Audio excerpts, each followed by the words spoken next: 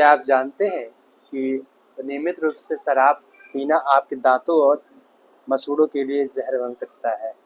Alcohol क्या करता है कि आपके मुंह को सूखा कर देता है, जिससे लार की मात्रा कम हो जाती है और बिना लार के बैक्टीरिया हमला करना शुरू कर देते हैं।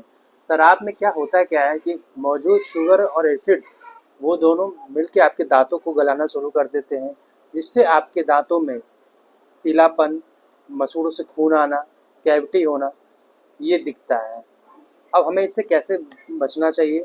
हमें सबसे पहले अपने डॉक्टर के नियर जो भी आपके डॉक्टर हैं उनको जाके आप एक बार ज़रूर उनसे कंसल्ट करिए, या अगर हमसे कंसल्ट करना चाहते हैं तो केवी डेंटल क्लिनिक ज़रूर आइए।